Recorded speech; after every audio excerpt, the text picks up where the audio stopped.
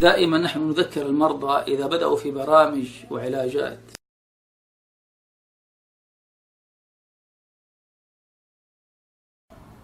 السلام عليكم ورحمة الله وبركاته. في هذه الحلقة بإذن الله تعالى أبين لإخواني الرقاة أو المرضى، فبعضهم يسأل يقول كيف أرقي نفسي أو يكون التأثير أقوى، وخاصة بالوسائل الحديثة. الحقيقة هذا ما وصلت إليه هو جهاز تسجيل صغير أي نوع من الماركات معروف شكله، فيه مكان لإدخال المايك وفيه مكان لإدخال سماعة الأذن. فنحن نقول للرقاة وخاصة مثلا مع النساء، تريد ترقي امرأة فقط تأتي مثلا بسماعة، تكون عندك سماعة خارجية جيدة الصوت، ثم تأتي بها وتضعها في مكان خروج الصوت، وتوضع المرأة السماعة في أذنيها وأنت تضع الجهاز في جيبك وتقرأ فيه. الصوت يكون تأثيره أقوى بكثير وله ميزة في هذا التأثير.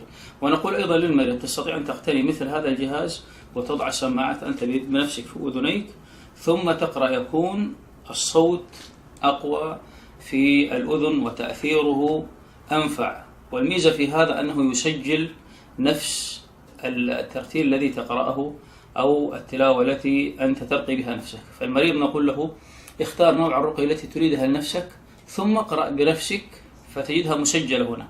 فإذا وجدت أن هذه الرقية نافعة لك تستطيع أن تقرأها، تستطيع أن تسمعها من خلال هذا الجهاز أو تخرجها وتضعها في موبايلك، ويكون في هذا تأثير كبير في هذا. ونقول أيضا للراقي إذا استخدمت مثل هذا الجهاز تستطيع إذا قرأت على حالة من الحالات وكانت الرقية لها تأثير ونافع بإذن الله تعالى وتأثر بها ذلك المريض، تستطيع أن تنسخ له هذه الرقية من هذا المكان وترسل له هذه الرقية عبر البريد أو عبر الواتس وغير ذلك، فتكون رقية خاصة له.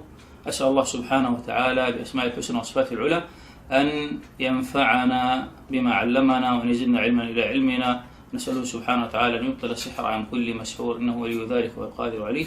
وصلي اللهم على نبينا محمد وعلى آله وصحبه وسلم. السلام عليكم ورحمة الله وبركاته. اليوم بإذن الله تعالى سنتحدث عن وسيلة أخرى من الوسائل الحديثة التي يحتاج إليها الراقي، وخاصة أن الراقي غالبا ورقيته تعتمد على صوته، وبمرور الشهور والسنوات وتفاعل الراقي مع بعض الحالات يذهب صوته، ولذا يحتاج أن يستعين بشيء يحافظ على صوته. وفي السابق كنا نستعين بالسماعة الكبيرة، السبيكرات الكبيرة، وبعدذلك ظهرت الأشكال المتوسطة مثل ما هو موضح في الصورة، ولكن تحتاج إلى حمل وفيها ثقل 2 كيلو 3 كيلو إلى مايك وإلى غير ذلك. ثم بعد ذلك تغير الأمر إلى ما وجدنا فيه فائدة حقيقة وسهل الحمل، السبيكرات الصغيرة التي في هذا الحجم ومعها مثل ما نرى مايك يوضع على الرأس ويشتغل الصوت فيها، وبعضها قوي بعضها لها قوة في الصوت. الحمد لله الحمد لله الحمد لله الحمد لله. وتستخدم في ماذا؟ إذا كان الراقي مثلا يريد أن يذهب مثلا عند أسرة أو غير ذلك، فهذا يساعده في صوته حتى يصل الصوت إلى الجميع بطريقة مثلا مرتفعة حتى يكون هناك تأثير، فيأخذها ويضعها في هذا المكان. يستطيع أن يستخدمها في شيء آخر. الرقاة يعلمون هذا والمرضى يعلمون هذه المعلومة، أن الشياطين والجن يتأثرون بالصوت المرتفع كما أنهم يتأثرون بالصوت المنخفض. قد يستهزئ المستهزئون ويقول من أين لكم هذا؟ نقول انظروا إلى أحوال العصاة ومن يدخلون في أماكن الرقص والطرب واللهو المحرم الذي حرمه الله سبحانه وتعالى، وتجد الأصوات مرتفعة تضج، أصوات صاخبة وسماعات متعددة كبيرة قوية، وهم ينتشون يفرحون ويجدون في ذلك سعادة. إذن الصوت له تأثير، ونحن وجدنا التجربة في هذا كما هو موضح في المقطع الذي يأتي بعد قليل، أن الراقي يستطيع أن يضع السماعة مثلا في أذنه ويضع مثلا مكان ألم المريض أو مكان تركز الألم الذي يشعر به ذلك المريض.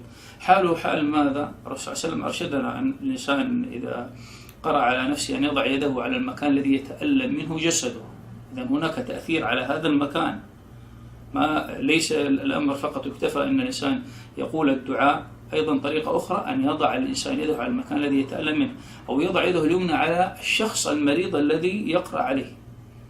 إذا هناك تأثير على نفس هذا المكان. فوجدنا نحن أن مع الرقي حينما تقرأ على الإنسان فقط قراءة مجردة قد يقول أشعر بتنميل في رجلي، أو أشعر مثلا بألم في يدي، فإذا وضعت مثل هذا السبيكر على هذا المكان تجد حركة مختلفة بالكلية وتأثر عجيب وقوي.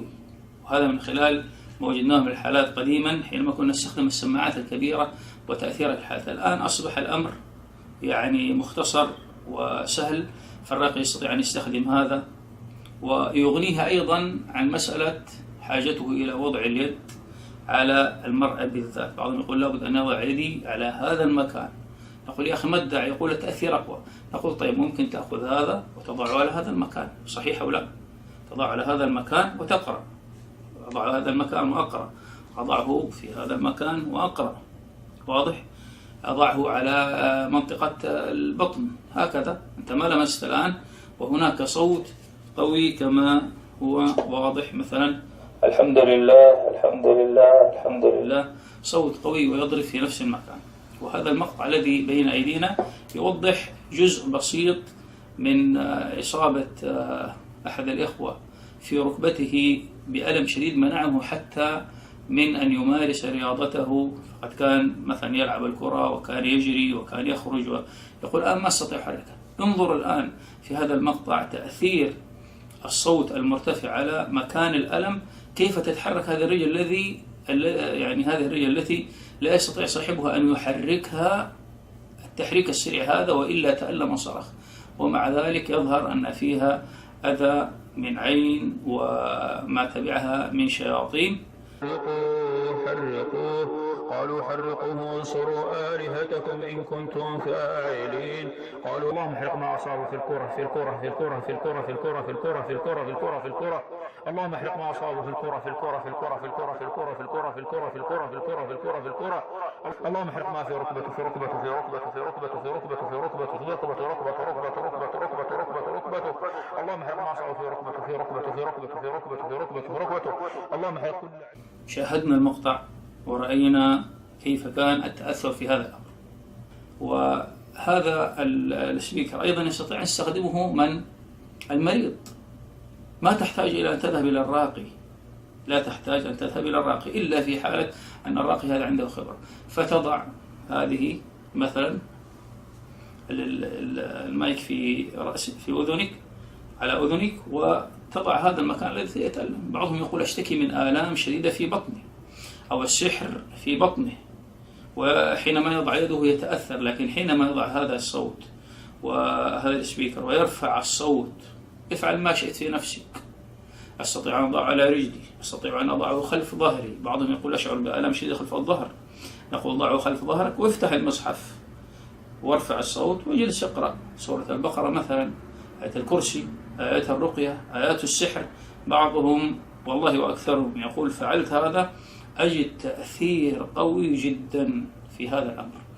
أسأل الله سبحانه وتعالى أن ييسر لنا علما نافعا، وأن يفقهنا في ديننا، وأن يحفظنا وإياكم وكل مسلم من كل سحر ومن كل عين ومن كل حسد. صل اللهم على نبينا محمد وعلى آله وصحبه وسلم.